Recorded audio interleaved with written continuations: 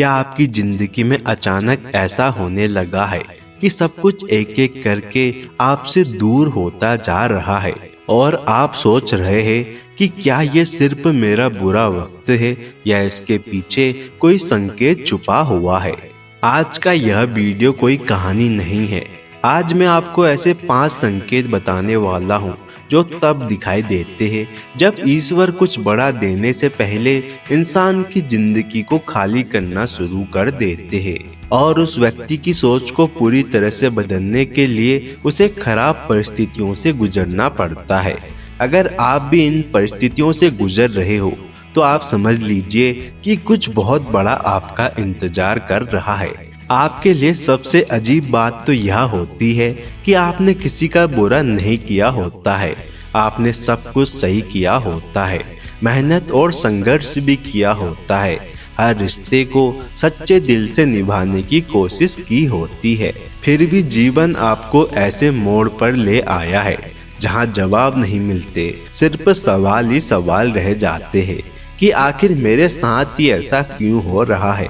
लेकिन आज मैं आपको एक बात साफ साफ कहना चाहता हूँ कि हर टूटना तबाही नहीं होता और हर छीनना सजा नहीं होता।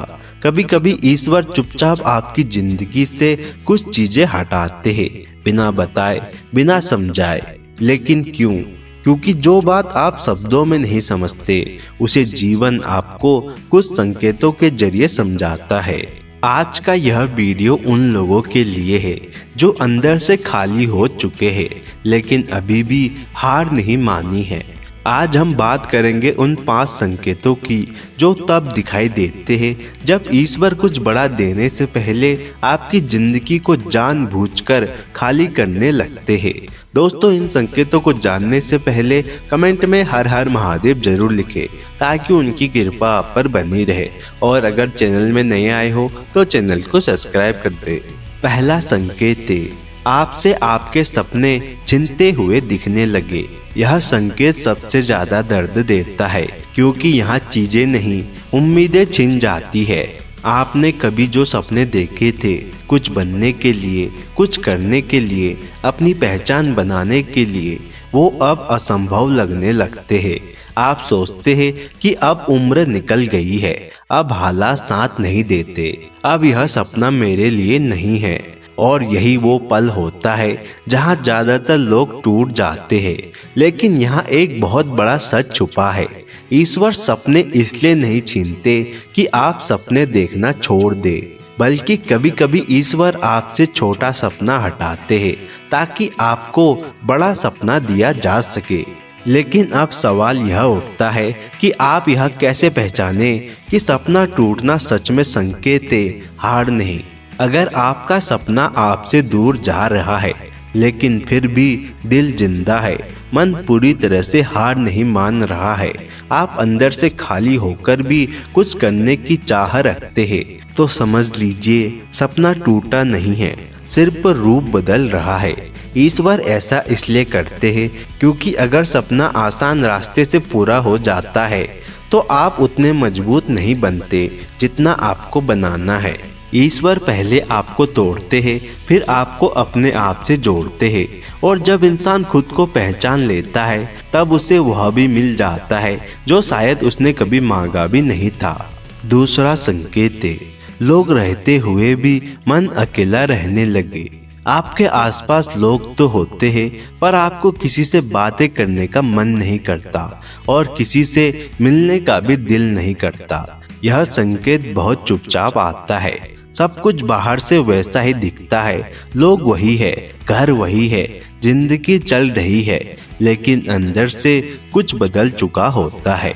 आप कभी कभी लोगों के बीच बैठते हैं, बातें सुनते हैं, हंसने की कोशिश भी करते हैं, पर दिल जुड़ता ही नहीं है।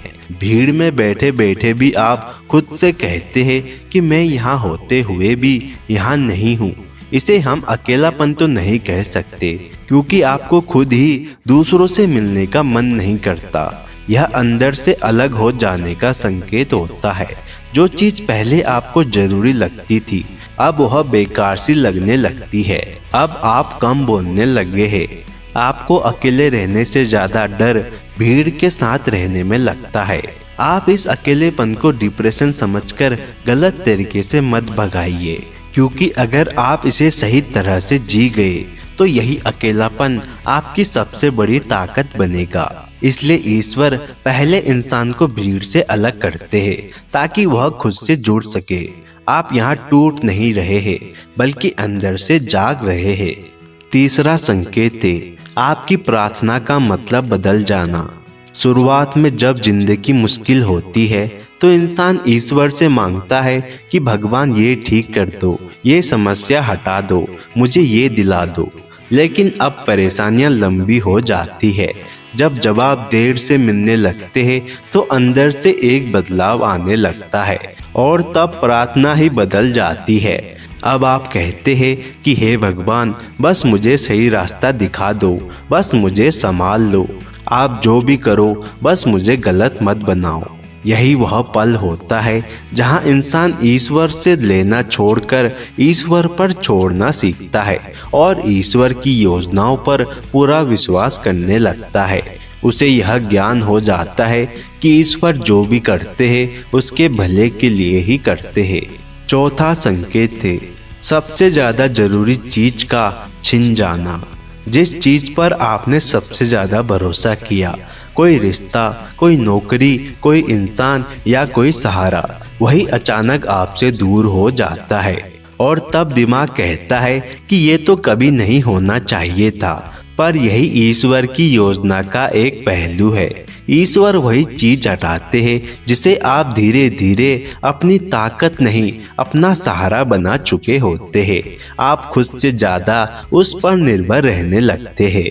ऐसा इसलिए होता है क्योंकि जब तक सहारा बाहर होता है इंसान अंदर से मजबूत नहीं बनता और जो उसकी असली क्षमता होती है वो उसे नहीं पहचान पाता है।